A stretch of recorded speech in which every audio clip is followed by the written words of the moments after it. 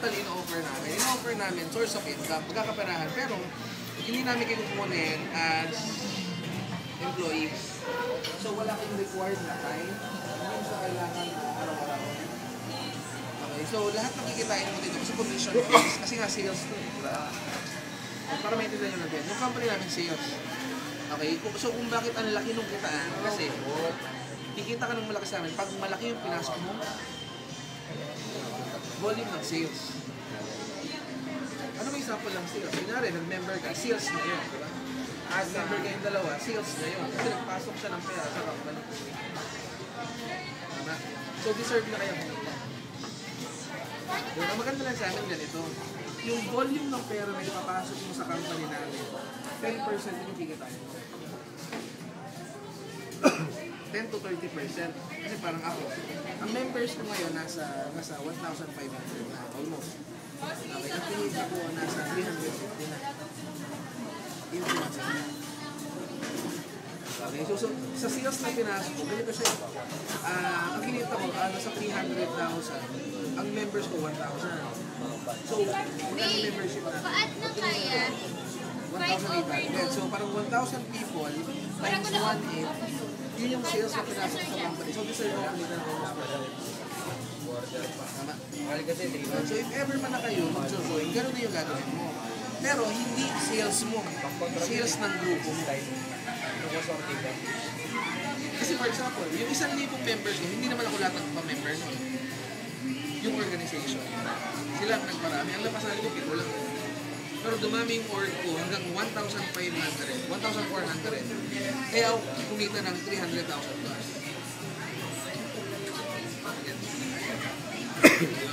So kayo, ang goal mo dito ibig sabihin, hindi mo siya tatrabahuin mo isa. Kasi ang mahirap pa nag-work ka ngayon. Yung sahod mo, nakabase sa'yo. Saka sa oras mo. So hindi naman pwede na kunyari pagod ka, papatrabaho mo muna sa iba. Sabi ang ganito, more of team effort siya. Parang anong mas madali? Maglinis ka ng bahay, buong bahay, o 10 kayo maglinis. Mahirap maglinis ang bahay, pero madali kung marami ginagawa. Same ang ginagawa natin. Mahirap siya. So yung sa amin, hindi ka kita ng madaling pera, hindi siya easy money, pero fast money. May difference ba? Pag naging member ka sa akin, hindi ka madaling kikita ng pera. Mahirap din siya, pero mabilis. Ang pinagkaiba namin sa employment, ikaw, every quincenas may sahod ka, pero hindi nag-i-increase. Tama?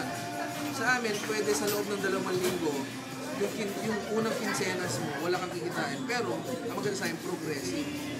Ibig sabihin, pag kumita ka na ngayon, yung next week, pwede mas malaki.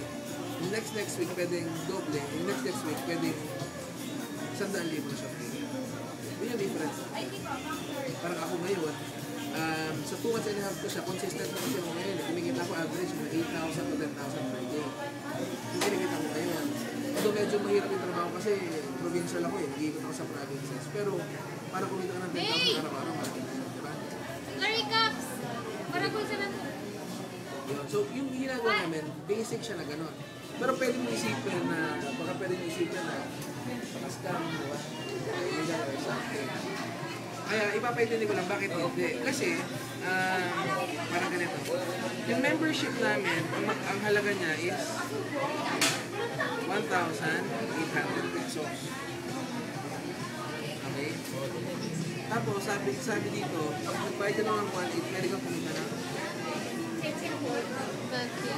12,000 per day. Hanggang 360,000 per month. Okay? So, 1 na ilalabas mo, ito yung kikitain mo. Let's go. Let's go.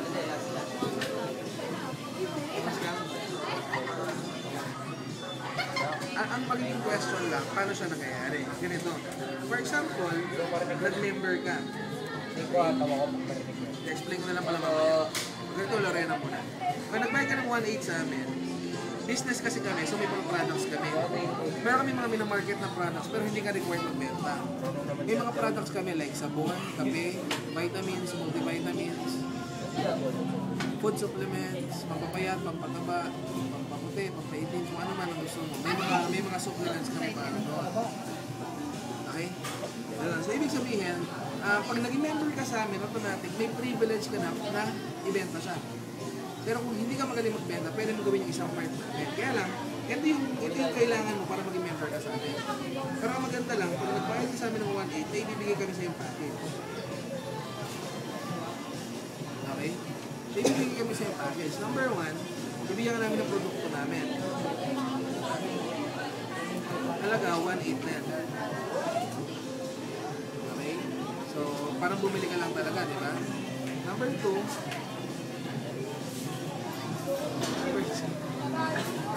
bibigyan ka namin ng sales kit. Ito yung mga paraphernalias. Okay, mga gamit-gamit ko before, price list TV. Number 3, bibigyan namin ng website. Josh, kinuha mo na battery? Kinuha mo na battery? Bibigyan natin, magpapaka kami website. Nagalimutan ko eh. Dapat yung member ka, bibigyan namin sa account sa computer. Na may sarili mong username and password na ikaw lang nakaka-monitor. Okay, so literal parang Facebook siya. Okay. Number 4, ayun, may mga free trainings kami ginagawa. So libre lang, once a week yan. Number 5, Medical. bibigyan namin ng free medical check-up. Okay, so kunyari, may nararamdaman ka o ano ba sa katawan mo. Pwede mong i-text. Nurse kasi ako eh, so pwede kita i-check up ito. Free lang yan. Then, meron kasi kami mga in-house doctor sa office. So sa Pampanga, itatayo kasi yung office natin this week. So, may naghahanap na kami ng mga doctors na pwede na mag-in-house doctor sa atin. Magpapatay up na. Number 6, bibigyan ka namin ng business opportunity na kitain ito nakitain ito sa ganitong ilalabas mo. Piling mo yung 1.8 na ilalabas mo. Malaki ba siya?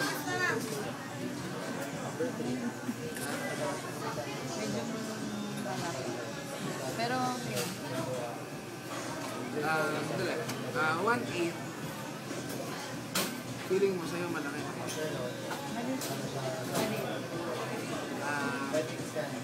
Yung 1.8 gano'n mo siya katalaga bago makulit?